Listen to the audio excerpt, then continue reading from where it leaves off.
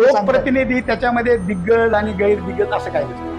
तो शेवटी लोकांनीच बनवलेला मोठा माणूस. मनातला मुख्यमंत्री कुठेतरी बाळासाहेब थोरात असावेत असं सर्वसामान्य जनतेला वाटतं. दुसऱ्या प्रश्नाकडे तोंडात साखर पडो, तोंडात साखर पडो. श्रीरामपूर हे जिल्हा मुख्यालय व्हावं. कष्टकरी, छोटा उद्योजक, व्यापारी याची जी केंद्र सरकार मार्फत लूट चालू आहे ती थांबली पाहिजे. एका बाजूला लूट करायची आणि दुसऱ्या बाजूला रेवड्या वाटायच्या. म्हणजे तुम्ही सरकारी तिजोरीतील पैशानं प्रचार मोहिमा राबवणार. आपण या ठिकाणी पाहतो ज्या पद्धतीने उपमुख्यमंत्र्यांनी देखील सांगितलं की जर तुम्ही मला मत दिलं तर या योजना पुढे आम्हाला चालवता येतील. हे कुठेतरी जनतेला चॉकलेट दिल्यासारखं नाही का वाटत? मला तुम्हाला गंमत सांगू का, लोकसभेच्या निवडणुकीच्या निमित्ताने लोकांनी यांना त्यांची जागा दाखवली.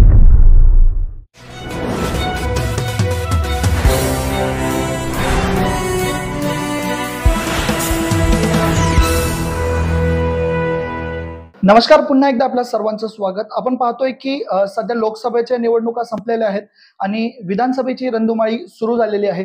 याच पार्श्वभूमीवर आपला नवीन कार्यक्रम सुरू झाला आहे, निवडणूक एक्सप्रेस. आणि या कार्यक्रमामध्ये आज प्रथमच आपल्यासोबत आहेत प्रसिद्ध साहित्यिक, कवी, त्याचबरोबर ते एक अधिकारी सुद्धा राहिलेले आहेत आणि सध्याचे श्रीरामपूर मतदारसंघातील आमदार लहू कानडे आपल्यासोबत आहेत. कानडेजी, खूप खूप स्वागत आहे तुमचं आमच्या या नवीन शो मध्ये. आणि निश्चितच आपल्या या निवडणूक एक्सप्रेसची सुरुवातच आपण आपल्या इंटरव्ह्यू पासून करतोय. तर एक कवी किंवा त्याच्यानंतर एक अधिकारी म्हणून देखील तुम्ही काम केलेलं आहे आणि सध्या आमदार म्हणून तुम्ही मागील 5 वर्ष एक कार्यक्षम आमदार आपण ज्याला म्हणूयात, पक्षाची एक निष्ठा असणारा एक स्वच्छ प्रतिमेचा आमदार म्हणून तुम्ही पूर्ण कार्यकाळ सध्या पूर्णत्वाकडे चाललेला आहात. तर काय सांगाल, कोणता अनुभव सगळ्यात चांगला होता किंवा कोणतं रूप तुम्हाला जास्त आवडतं, एक कवी, अधिकारी की आमदार? मी अनेकदा एक गोष्ट स्पष्ट केलेली आहे की मुळात माझं आयुष्य हा एक संघर्ष आहे आणि त्या संघर्षातून माझ्यातील कार्यकर्ता घडलेला आहे. मी लेखक झालो, कवी झालो, ती त्या कार्यकर्त्याची गरज होती. मी अधिकारी झालो, लोकसेवक झालो, तीही त्या कार्यकर्त्याची गरज होती. आणि नंतर मी लोकप्रतिनिधी म्हणून राजकारणामध्ये आलो, ही देखील त्या कार्यकर्त्याचीच गरज होती. त्यामुळे मी नेहमी सांगतो की मला कार्यकर्ता असणं हे सर्वाधिक आवडतं आणि मी अखेरपर्यंत कार्यकर्ताच राहू इच्छितो. कारण या निमित्तानं माझ्या आयुष्याची जी एक चहा आहे का, मी ज्या ग्रामीण भागातून आलो, ज्या शेतकरी समूहातून आलो, ज्या कष्टकरी समूहातून आलो, ज्या आलितोदार बलुतेदारामधून आलो, त्या सर्वांचे म्हणून काही प्रश्न आहेत, त्या सर्वांचं म्हणून काही दुःख आहे. आणि ते दुःख निवारण्यासाठी, ते प्रश्न सोडवण्यासाठी ज्याला ज्याला संधी मिळाली त्याने प्रयत्न केला पाहिजे. म्हणजे त्याने कायमस्वरूपी कार्यकर्ता राहून आपल्या माणसांना सुखी करण्यासाठी प्रयत्न केले पाहिजेत, हा त्याचा आशय आहे. त्यामुळं हा न संपणारा, अखंड वाहणारा प्रवास आहे आणि तो प्रवास मी करतो आहे. निश्चितच फार सुंदर शब्दात पहिल्याच प्रश्नाचं उत्तर दिलेलं आहे. यानंतर जसं की तुम्ही कायम प्रश्न मांडताना म्हणत असता की सत्ताकारण आणि राजकारण ह्या 2 वेगळ्या गोष्टी आहेत आणि त्याच्यावरती आपला एक सुंदर लेख, एक कविता देखील आहे की निषेध करतो मी. त्या कवितेच्या जर काही लाईन्स तुम्ही आता वाचून दाखवल्या तर एक फार सुंदर असं प्रेक्षकांना देखील त्या कविता कळतील आणि त्याचं जे डीपनेस आहे किंवा त्या कवितेमध्ये ज्या गोष्टी मांडण्याचा तुम्ही प्रयत्न केला त्या प्रेक्षकापर्यंत पोहोचतील.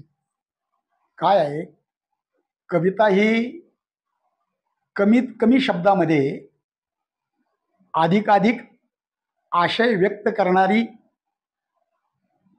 करणारा साहित्य प्रकार आहे. मी गेली 40 वर्ष कविता लिहितो आहे आणि मला त्यामुळं शब्दाशी खेळणं आवडतं. माझ्या काळातली कविता ही प्रामुख्याने मुक्त छंदातली कविता आहे. मी त्यामध्ये लिहिलं. ते मला आठवत नाही, मी बघतो सत्ताकारण आणि राजकारण याच्या अनुषंगाने मी जे चिंतन केलं होतं ते अगदी अलीकडच्या धर्मांध राजकारणाने जे काही निर्माण केलंय त्या अनुरोधानं होतं. मी त्याला राजकारणही म्हणत नाही. म्हणून मी कवितेतून एक सांगण्याचा प्रयत्न करतोय की सत्ताकारण आणि राजकारण ह्या वेगळ्या गोष्टी आहेत. त्या अनुषंगाने मी लिहिलं होतं की सत्ताकारणाला राजकारण संबोधणाऱ्यांचा मी निषेध करतो. सत्ताकारणाला राजकारण संबोधणाऱ्याचा मी निषेध करतो, कारण स्वातंत्र्याने लोकशाही दिलेल्या मातीमध्ये मी जन्मलो आहे. कारण स्वातंत्र्यानं लोकशाही दिलेल्या मातीमध्ये मी जन्मलो आहे. राजेशाहीच्या थडग्यावर संविधानाने तेव्हाच वाहिलेत फुलाऐवजी समता आणि स्वाभिमानाचे 2 डोळे. समजून घ्या. राजेशाहीच्या थडग्यावर संविधानाने तेव्हाच वाहिलेत फुलांऐवजी समता आणि स्वातंत्र्याचे 2 डोळे. शत्रू मात्र एवढे समजूतदार कसे झालेत की हुजरे दिवसादिनी होत आहेत अधिकाधिक महाशक्तिमान. दोघांनीच अवघा देश विकायला काढलेला आणि 2च खरेदीदार असावेत अखंड आर्यावर्तात मी निषेध करतो सत्ताकारणाला राजकारण समजणाऱ्यांचा. काय निषेध करतो. कविता होती. निषेध करतो मी सत्ताकारणाला राजकारण संबोधणाऱ्यांचा किंवा समजणाऱ्यांचा. तर निश्चितच हे राजकारण नाहीच आहे. हे राजकारण नाहीच आहे. ही धनिकांनी या देशावर लादलेली पाशवी सत्ता आहे. त्या सत्तेच्या बळावर देशाचं वाटोळं जरी झालं तरी चालेल, पण आमच्या मित्रांचं भलं झालं पाहिजे, ही जी नवी नीती राजकारण म्हणून आपल्यावर थोपली जाते आहे.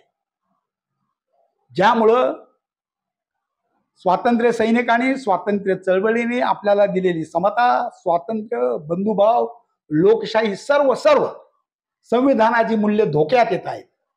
त्या अनुरोधाने केव्हा तरी मी असा निषेधाचा सूर लावलेला आहे. निश्चितच या ठिकाणी आपण पाहतो की सत्ताकारण आणि राजकारणाचा विषय निघलेलाच आहे. तर एक राजकारणी कसा असावा तुमच्या मते? राजकारणी हा जो शब्द आहे तो खूप गंभीर आहे असं माझं मत आहे. एकतर राजकारणामध्ये वावरणाऱ्या माणसाने आपल्याला संविधानाने दिलेली जी अलौकिक मूल्ये आहेत ती नीट समजून घेतली पाहिजे. कारण या देशातील कोट्यावधी जनतेला त्यांचं भविष्य घडवण्यासाठी, प्रत्येकाला आपला विकास करून घेण्यासाठी जी पायवाट तयार करून दिलेली आहे, जिचं आपल्याला हमरस्त्यामध्ये रूपांतर करायचं आहे, ती ही संविधानिक मूल्य आहेत. आपण त्याला संविधानिक राष्ट्रवाद म्हणूयात. तो आपल्याला प्रिय असला पाहिजे. इतर गोष्टीपेक्षा आपलं उद्दिष्ट स्वच्छ असलं पाहिजे की आपल्याला बंधुभावही टिकायचा आहे, आपली प्रगतीही करून घ्यायची आहे आणि पुन्हा कोणी हुकुमशहा आपल्या डोक्यावर बसणार नाही. म्हणून राजकारणातून प्राप्त होणारी सत्ता ही सामान्य जनतेच्याच हातात ठेवायची आहे, हे ते सूत्र आहे. त्यामुळे राजकारणी अभ्यासू असावा असं माझं नम्र मत आहे. तर थेट मुद्द्यावर येऊया की आपण जसं पाहतो की लोकसभेच्या निवडणुका संपलेल्या आहेत आणि सध्या विधानसभेची रणधुमाळी जी आहे ती सुरुवात झालेली आपल्याला दिसत आहे. तर आता एक स्वच्छ प्रतिमेचा नेता किंवा एक म्हणजे एक संस्कृती जपणारा नेता असेल किंवा एक पक्षाशी एकनिष्ठ असणारा नेता म्हणून तुमची ओळख आहे आणि पक्षाचं जे काही आपल्या विधानसभा मतदारसंघातलं तिकीट आहे ते तुम्हालाच मिळेल हे जवळपास निश्चित आहे. तर तुमची त्याबद्दल कशी तयारी सुरू झालेली आहे, विरोधकांना कसे सामोरे जाणार आहात आणि पुढील रणनीती काय असेल? हे बघा, जेव्हा तुम्ही पहिल्यांदा लोकांना सामोरे जाता तेव्हा तुमचं त्या लोकांच्या विकासाचं व्हिजन काय आहे ते घेऊन जावं लागतं. लोकांनी 2019 साली मी जे काही त्यांना काम करेल म्हणून आश्वासन दिलं त्याच्यावर विश्वास ठेवला आणि लोकांनी मला निवडून दिलं. आता पुढची जबाबदारी माझी होती. मी सतत असं मानतो की राजकीय पद ही काही मिरवण्याची गोष्ट नसते किंवा त्या पदाने प्राप्त होणाऱ्या सत्तेचा दुरुपयोग करून ते लोकाला छळण्याचंही साधन नसतं.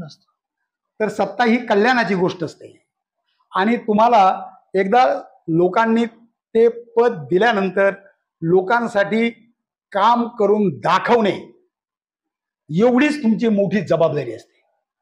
माझ्या मते या श्रीरामपूर राऊरी मतदारसंघामध्ये मी ती जबाबदारी मागील 5 वर्ष रात्रंदिवस कष्ट करून उत्तम प्रकारे निभावलेली आहे.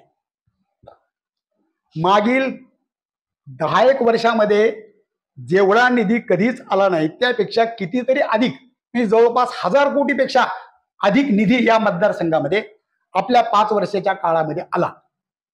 तो निधी ज्या कामासाठी मंजूर झाला त्याच कामावर पूर्णपणे खर्च होईल, त्याला इतर वाटा फुटणार नाहीत याची खबरदारी घेत ती कामं उत्तम गुणवत्तेची आणि सस्टेनेबल होतील याकडेही मी लक्ष दिलं.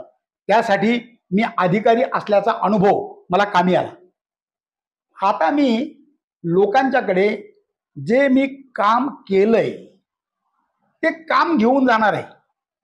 या 2-3 दिवसामध्ये आमच्या प्रत्येक गावात मी लोकांच्या समोर माझ्या कामांचा लेखाजोखाच फलकाच्या द्वारे मांडतोय. काही तुमच्या गावामध्ये एवढ्या कोटीची कामं केली. आजपासून माझा गावनिहाय दौरा सुरू आहे. मी अजून समजून घेतोय की एवढी कामं केली आहेत पण तरी देखील अजून काय महत्वाचं राहिलंय जरा सांगा बरं, म्हणजे मला नवीन आराखडा त्याचा तयार करता येईल. मी कधीही खोटी आश्वासनं देत नाही. जे करता येईल ते प्रामाणिकपणे लोकांना याचना करायला न लावता करून टाकतो. माझी कामाची पद्धत आहे. मी जेव्हा ऑफिसला असतो तेव्हा रोज माझा जनता दरबार असतो. मी त्या माणसाचं काम ताबडतोब अधिकाऱ्याला फोन करून होणार असेल मी लगेच फोन करतो, ते काम मार्गी लागतं. पत्र देऊन होणार असेल मी त्याला उद्या या म्हणत नाही, मी त्याला लगेच पत्र देतो, ते काम मार्गी लागतं. मला वाटतं रोज माझ्याकडे शेकडो लोक माझ्या ऑफिसला येत असतात. मी नसलो माझं ऑफिस लोकांची काळजी घेत असतं. माझे दोन्ही भाऊ अंकुशराव 32 गावात पाहतात, तिकडे अशोकराव पाहतात. आम्ही सतत लोकांना उपलब्ध असतो. दुसरी एक गमतीची गोष्ट सांगतो, माझा फोन PA कडे नसतो. निश्चितच त्या प्रश्नाकडे आपण जाणारच आहोत की अनेक दिग्गजांनी जनतेचे फोन न उचलल्याने जनतेमध्ये एक आक्रोश पाहायला मिळाला किंवा जनतेतून एक विरोध निर्माण झाला आणि जनतेने त्यांना नाकारलं देखील. एक फोन घेणारा नेता म्हणून आपली ओळख आहे. जसं आता खासदार आहेत निलेश लंके, ते देखील जसे सर्वसामान्यांचे फोन घेतात, तसंच आपण देखील एक सर्वसामान्य कुटुंबातून पुढे आला, अधिकारी झाला, आमदार झाला आणि आता आपण प्रत्येकाचे फोन देखील घेता. आपण पाहतो की तुमची 12 पुस्तकं सध्या प्रकाशनासाठी असल्याचं देखील समजतं. तर एक छंद जोपासत असताना, एक कार्यक्षम आमदार म्हणून काम करत असताना प्रत्येकाचा फोन घेणं हे कसं शक्य होतं? काही नाही, ते माझ्या तर फोनमध्ये 2 सिम आहेत. मी फक्त मीटिंगमध्ये असेल तर तेवढ्या पुरता फोन बंद असतो. अदरवाईज लोक फोन करतात आणि मी त्यांचं समाधान होईपर्यंत त्यांच्याशी बोलतो. आणि लोकांना अटेंड करण्यासाठीच तुम्ही आहात ना. तुम्ही जर लोकांचे प्रश्न समजून घेण्यासाठी आहात, प्रश्न सोडवण्यासाठी आहात, आणि लोकच जर तुमचे मायबाप आहेत, त्यांच्यामुळेच जर तुम्हाला पद मिळालेलं आहे, तर त्यांच्याशिवाय दुसरा VIP कोण आहे?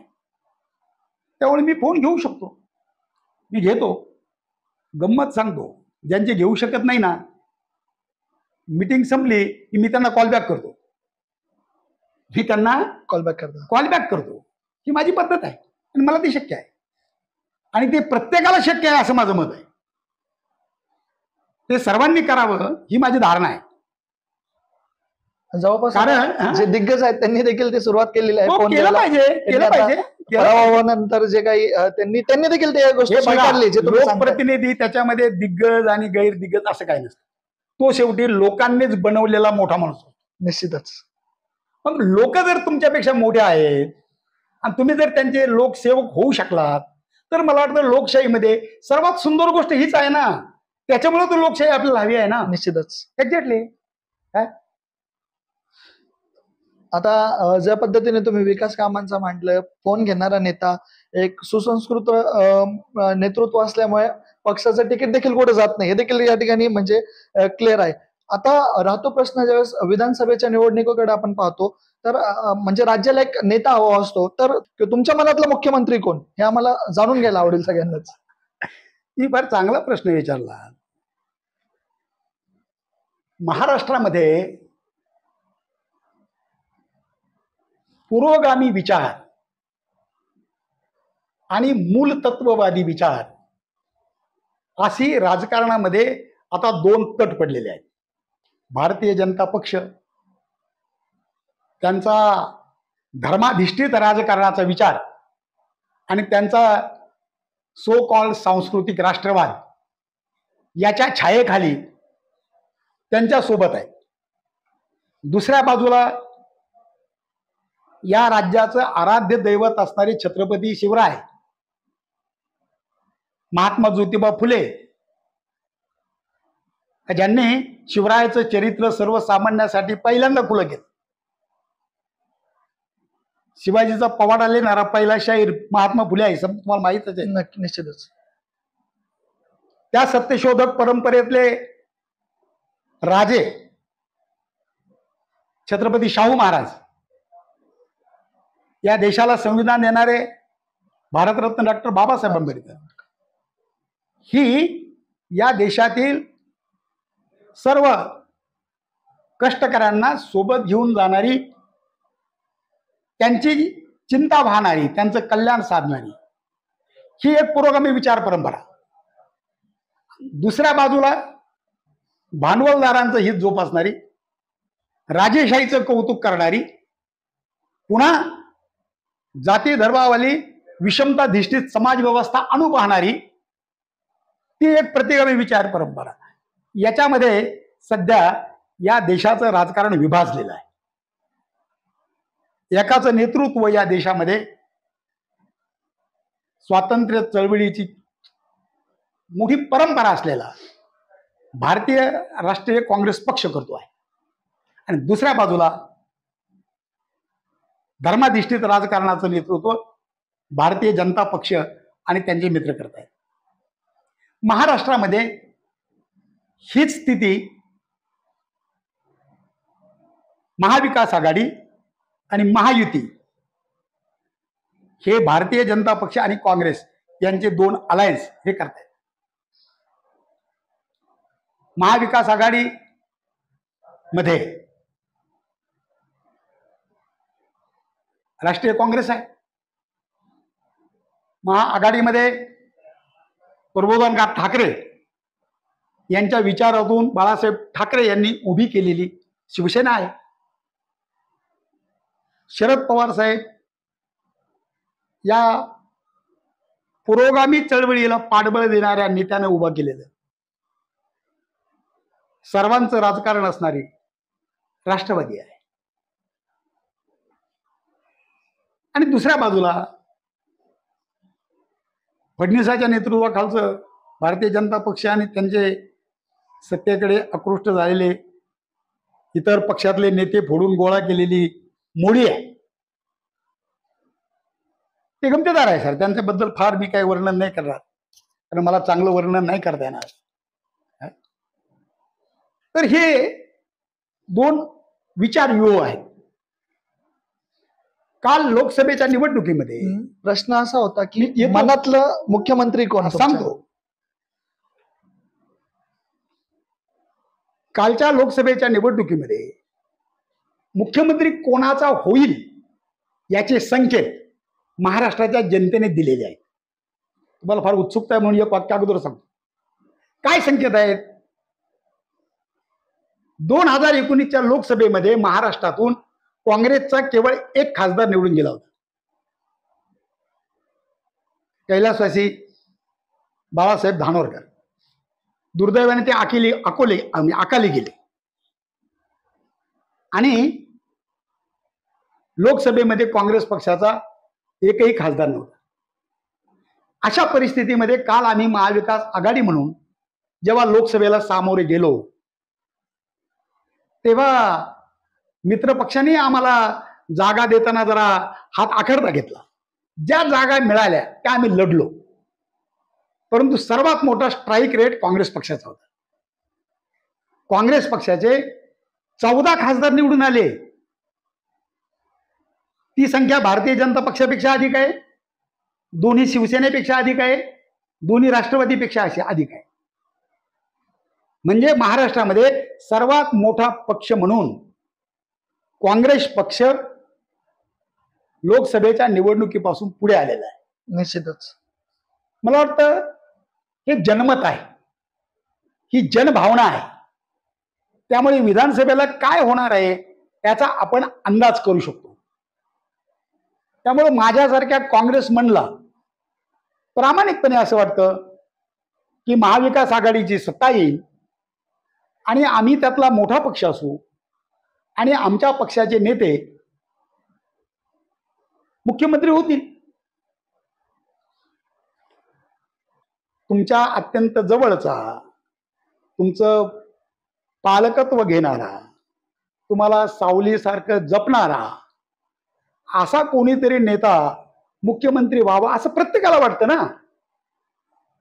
त्यामुळं नामोच्चारामुळे सर्व काही होतं असं काहीच नसतं. हा तुमच्या निष्ठेचा, तुमच्या श्रद्धेचाही भाग असतो ना. निश्चितच. आणि ह्या श्रद्धा अंधश्रद्धा नसतात. राजकारण हे सर्वांनी हातात हात घालून करायची गोष्ट असते. राजकारणामध्ये आपल्याला बोटाला धरून ज्यांनी आणलं त्या विचारावरही आपलं प्रेम असावं लागतं. मी तसं प्रेम करतो आणि ही मैत्री वैचारिक असते, ती मी जपतो. बोला. निश्चितच या ठिकाणी आपण पाहतोय की कोणतंही नाव घेणं आपण टाळलेलं आहे, पण आमच्या मते किंवा एक सर्वसामान्य श्रीरामपूर मध्ये ज्यावेळेस आम्ही फिरलो, लोकांच्या प्रतिक्रिया घेतल्या, तर निश्चितच तुमचं बाळासाहेबांवर असणारं प्रेम, तुमच्या घरात देखील त्यांच्या प्रतिमा आहेत, त्यांचे फोटोज आहेत, तुमच्या ऑफिसमध्ये देखील आहेत, तर निश्चितच तुमच्या मनातला मुख्यमंत्री कुठेतरी बाळासाहेब थोरात असावेत असं सर्वसामान्य जनतेला वाटतं. दुसऱ्या प्रश्नाकडे तोंडात साखर पडो. निश्चितच सर, ज्या पद्धतीने तुम्ही मनातलं मुख्यमंत्री सांगितलं नाही, परंतु आता राज्यस्तराचे मुद्दे सोडून आपण थेट आपल्या मतदारसंघावर येऊयात. आपल्या मतदारसंघात सध्या एक ज्वलंत प्रश्न तुम्ही मागे देखील सांगितलं होतं की नामांतराचं नंतर बघू, आधी जिल्हा विभाजन करा. तर जिल्हा विभाजनाबद्दल तुम्हाला काय वाटतं आणि जिल्हा विभाजन झाल्यास जिल्ह्याचं ठिकाण कोणतं सोयीस्कर नागरिकांसाठी राहील, श्रीरामपूर की राहता? हे बघा, माझं संपूर्ण आयुष्य विकास प्रशासनामध्ये गेलं. विकास प्रशासनाचा अर्थ जनतेच्या विकासाच्या कामाचे प्रकल्प राबवणं, त्यासाठी जनमत तयार करणं. आपल्याला माहित नसेल, हागणदारी मुक्त गाव या संकल्पनेचा मी जनक आहे. तुम्ही जी गोष्ट सर्वांना अशक्यप्राय वाटत होती की उघड्यावर शौचाला जाणं थांबणारच नाही, कारण ती हजारो वर्षाची गोष्ट होती. माझ्यासारख्या एका उघड्यावर शौचाला जाणाऱ्या कुटुंबातून आलेल्या अधिकाऱ्याच्या डोक्यात आलं का हे फार किळसवाणं आहे, घाणेरडं आहे. यातून खूप आरोग्याचे प्रश्न निर्माण होत आहेत. आणि जेव्हा मला जिल्हा पंचायत अधिकारी म्हणून ती योजना राबवायची संधी मिळाली, तेव्हा मी कल्पकतेने त्या योजनेचं नाव हागणदारी मुक्त गाव केलं.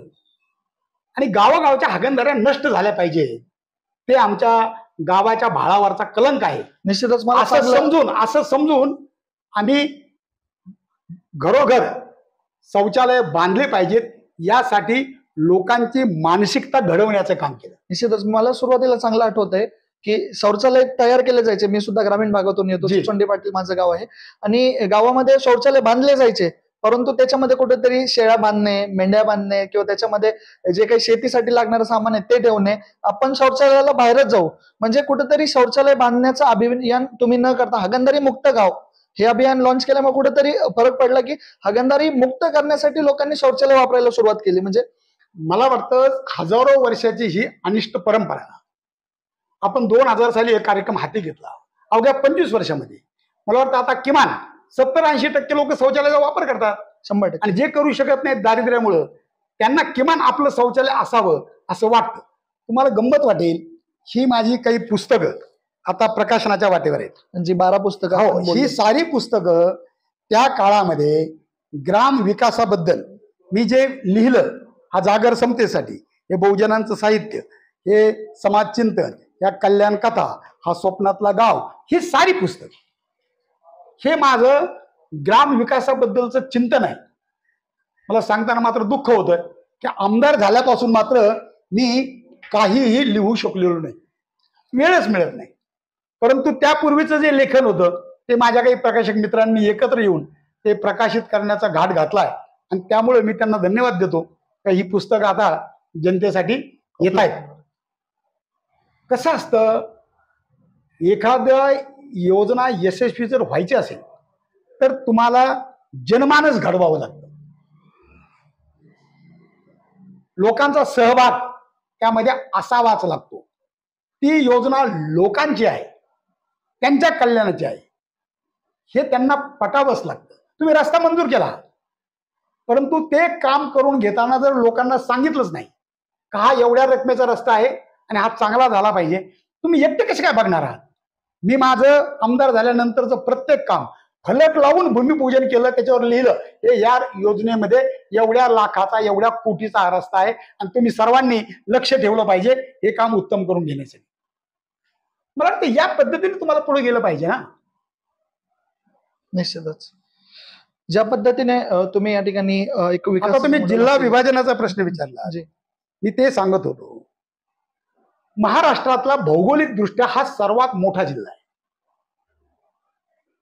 त्यामुळं जिल्ह्याचा शिक्षणाधिकारी असेल, जिल्ह्याचा महिला बाल कल्याण अधिकारी असेल, जिल्ह्याचा कलेक्टर असेल, जिल्ह्याचा मुख्य कार्यकारी अधिकारी असेल, 14 जिल्ह्याचा प्रचंड मोठा पसारा असणारा हा कारभार नीटपणे मॉनिटर नाही करू शकत.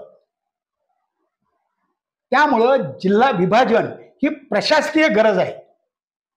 श्रीरामपूर राहुरीचा लहू कानडे हा पहिला आमदार आहे की मी पहिल्याच अधिवेशनामध्ये जिल्हा विभाजनाचा प्रश्न विधानमंडळामध्ये मांडला, आणि ते रेकॉर्डवर आहे का जर जिल्हा विभाजन झालं तर दक्षिणेचा एक जिल्हा व्हावा, उत्तरेचा एक जिल्हा व्हावा, आणि मध्यवर्ती ठिकाण म्हणून श्रीरामपूर हे जिल्हा मुख्यालय व्हावं. कारण श्रीरामपूरला इथं ऍडिशनल एसपीचं ऑफिस आहे, इथे उत्तरेचं आरटीओचं कार्यालय आहे. मी प्रयत्न करून इथे नगर रचना विभाग आणला उत्तरेचा 7 तालुक्याचा. इथे जिल्हा मुख्यालयासाठी आवश्यक असणारी मोठ्या प्रमाणावर शासकीय जमीन उपलब्ध आहे आणि सर्वार्थाने उत्तम बाजारपेठ, अत्यंत टाउन प्लॅनिंग नुसार वसलेलं हे शहर. मला अभिमान वाटतो की आमची नगर परिषद लोकांना आठवड्यातला 1 दिवसाची सुट्टी घेते, त्याऐवजी दर दिवस पाणी देते. आज नगर जिल्ह्यात किती हेरण रोज पाणी मिळतं. मला वाटतं त्यामुळे हे उत्तम सर्वार्थाने ठिकाण असल्यामुळे मी ते मांडलेलं आहे. हे आमचं स्वप्न आहे, ते प्रत्यक्षात आलं पाहिजे असं मला वाटतं. आणि विभाजन तर झालंच पाहिजे, विभाजन झालंच पाहिजे. विभाजन करून एखादं मुख्यालय तुम्ही म्हणाल तीर्थक्षेत्राच्या ठिकाणी उभारू, तर ते काय मला म्हणजे मनाला म्हणजे पटत नाही. ठीक आहे, पुढे. निश्चितच आपण ज्या पद्धतीने पाहतो की आमदार लहू कानडे म्हणतात की अहमदनगर जिल्ह्याचं विभाजन झालंच पाहिजे आणि ते प्रशासकीय दृष्ट्या गरजेचं आहे. आणि त्याचबरोबर आपण पाहिलं की येथे जे 12 पुस्तकं आहे त्याच्यामध्ये अधिकांश पुस्तकं आहे ग्रामीण विकासावर, 10 पुस्तकं जे आहेत ते ग्रामीण विकासावरती आधारित पुस्तकं आहेत. गांधीजी नेहमी म्हणायचे की गावाकडं चला, गावाचा विकास झाला तर देशाचा विकास होईल आणि तीच भावना मांडण्याचा कुठेतरी तुम्ही प्रयत्न करताय. हा लोकप्रबोधनाचा भाग आहे, ह्या कविता बिविता नाही आहेत. निश्चितच हे ग्राम विकासासाठी माझ्या मायबाप जनतेला एक दृष्टिकोन देणारं, विकासाबद्दलची संकल्पना सांगणारं, विकास कशा पद्धतीने करावा त्याचे काही अनुभवाचे बोल असलेले अशी ही पुस्तकं आहेत. निश्चितच. अजून एका महत्वपूर्ण मुद्द्याकडे जाऊन, हिंदीमध्ये एक म्हण आहे, जो ना देखे रवी वो देखे कवी. म्हणजे जे सूर्याला सुद्धा दिसत नाही ते कवीला दिसतात असं म्हणतात. तर तुम्हाला महाराष्ट्रातील असे कोणते प्रश्न दिसतात जे सर्वसामान्य जनतेला दिसत नाहीत, किंवा महाराष्ट्रातील असे कोणते महत्वपूर्ण मुद्दे ज्याच्यावरती काम झालं पाहिजे असं तुम्हाला वाटतं? महाराष्ट्रामधलाच नाही तर देशातला सर्वात मोठा प्रश्न आहे की जीएसटीच्या नावाखाली येथील सर्वसामान्य माणसाची जी दरदिवस लूट केली जात आहे, त्या निमित्तानं इथला गरीब माणूस, इथला मध्यम वर्ग, कष्टकरी, छोटा उद्योजक, व्यापारी याची जी केंद्र सरकार मार्फत लूट चालू आहे ती थांबली पाहिजे. एका बाजूला लूट करायची आणि दुसऱ्या बाजूला रेवड्या वाटायच्या. म्हणजे तुम्ही सरकारी तिजोरीतील पैशानं प्रचार मोहिमा राबवणार, सरकारी तिजोरीतील पैशानं लोकांना शिराळ सेट होऊन अन्न वाटणार.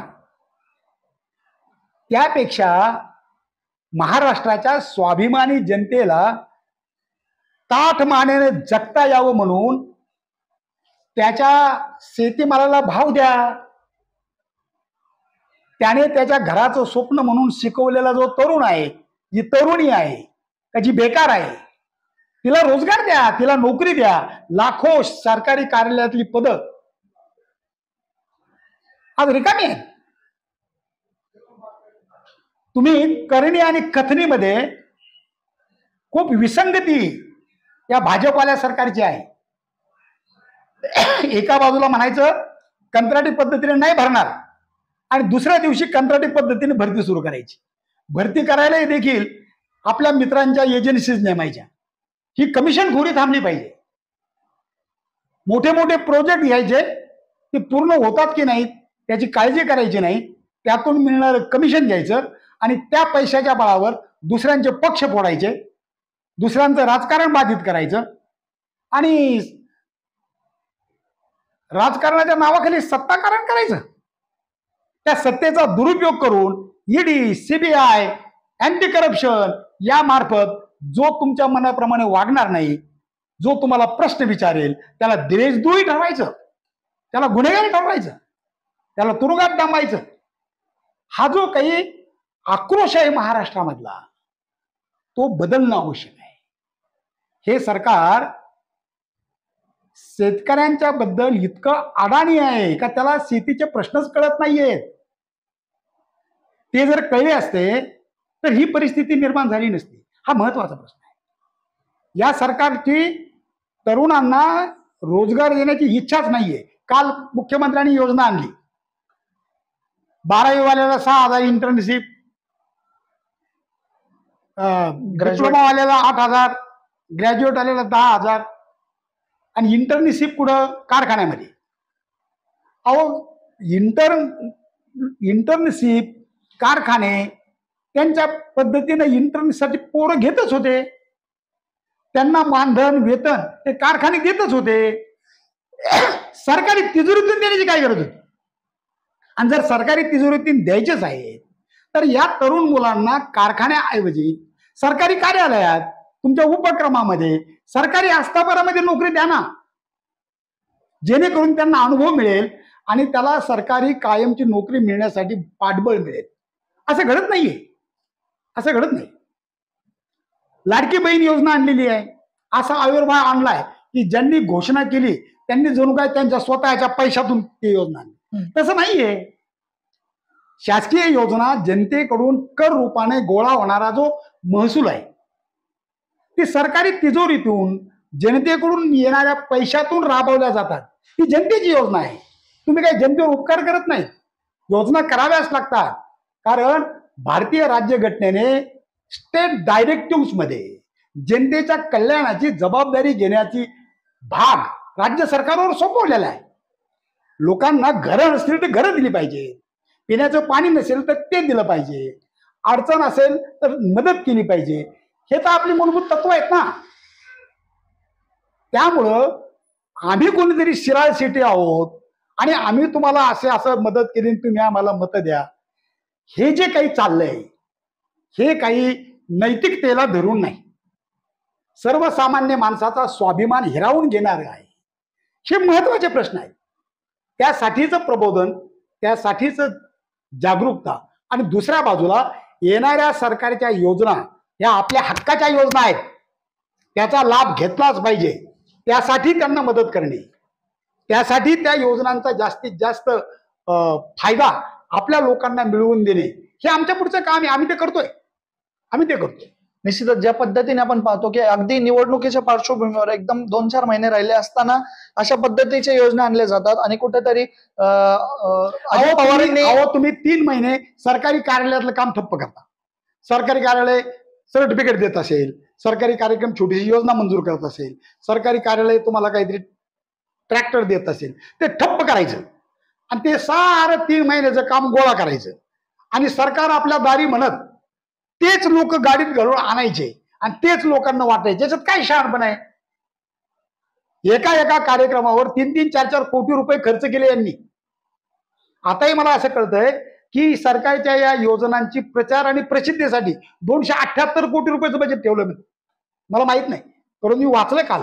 काय आणि कुठेतरी उपमुख्यमंत्री हा जो सरकारी पैशाचा हा जो काही उधळपट्टी चाललेली आहे त्यातून गोरगरिबांचे प्रश्न सोडवणाऱ्या अनेक चांगल्या योजना करता येतील, त्याचं भान महायुतीच्या सरकारला नाही, असं आमचं मत आहे. निश्चितच आपण या ठिकाणी पाहतो ज्या पद्धतीने उपमुख्यमंत्र्यांनी देखील सांगितलं की जर तुम्ही मला मत दिलं तर या योजना पुढे आम्हाला चालवता येतील. हे कुठेतरी जनतेला चॉकलेट दिल्यासारखं नाही का वाटत? मला तुम्हाला गंमत सांगू का? लोकसभेच्या निवडणुकीच्या निमित्ताने लोकांनी यांना त्यांची जागा दाखवली. त्याच्या अगोदर या देशामध्ये एक क्रांतिकारक घटना घडली. आमचे नेते खासदार राहुल गांधींनी भारत जोडो यात्रा काढली. कारण त्यांना संसदेतही बोलू दिलं जात नव्हतं, मीडियामधूनही ते काय म्हणतात ते येऊ दिलं जात नव्हतं. शेवटी त्यांनी निर्णय घेतला की काँग्रेस जनाने आता रस्त्यावर उतरून जनतेला भेटलं पाहिजे. हजारो किलोमीटर राहुलजी पायी चालले कन्याकुमारी पासून काश्मीरपर्यंत. दुसरी एक यात्रा मणिपूर पासून मुंबईपर्यंत काढली आणि या 2 यात्रेतून लोकांवर जो अन्याय होतोय त्यांना न्याय देण्यासाठी म्हणून न्यायपत्र काँग्रेसनं पब्लिश केलं. त्या न्यायपत्रामध्ये सर्वात जास्त कष्ट आमच्या माता भगिनींना पडतात. त्यामुळं आमच्या गरीब कुटुंबातील महिलेला एका वर्षाकाठी आम्ही 1 लाख रुपये देऊ, एका महिन्याला तिला 8,500 रुपये देऊ. राहुलजी म्हणले खटाखट तुमच्या खात्यावर येतील. त्याची टिंगल केली मोदी साहेबांनी, बरोबर आहे. राहुलजी म्हटले की युवकांना आम्ही सरकारी कार्यालयात इकडे तिकडे इंटर्नशिप देऊ, त्यांना बेकार भत्ता देऊ. खरं तर या काँग्रेसच्या चोरलेल्या योजना आहेत. आमचं म्हणणं एवढंच होतं, अरे कमीत कमी ज्या शास्त्रीय पद्धतीने आम्ही त्या मांडल्या होत्या त्या तशा तर द्यायच्या. तुम्ही 8,500 ऐवजी 1,500 रुपये द्यायला निघालात. तुम्ही सरकारी आस्थापनामध्ये युवकांना काम देण्याऐवजी कारखान्यामध्ये द्यायला निघालात. मला वाटतं हे काही फार गौरवाचं आहे असं मला वाटत नाही. त्यामुळं आमची सत्ता आल्यानंतर आम्ही योजना बंद नाही करणार.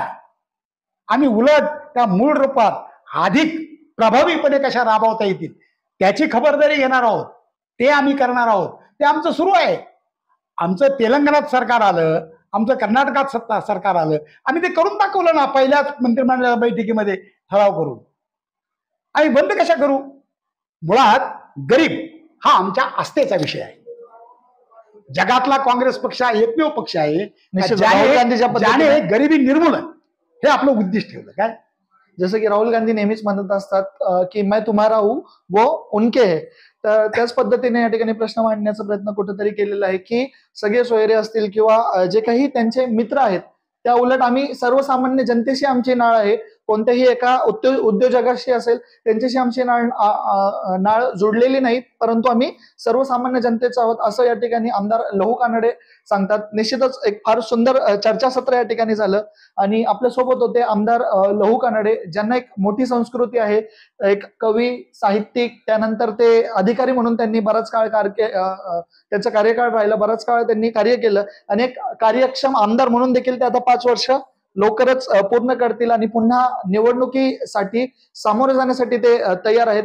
खूप खूप धन्यवाद लहूजी, तुम्ही आम्हाला या ठिकाणी वेळ दिला आणि आमच्याशी संवाद साधला त्याबद्दल. धन्यवाद.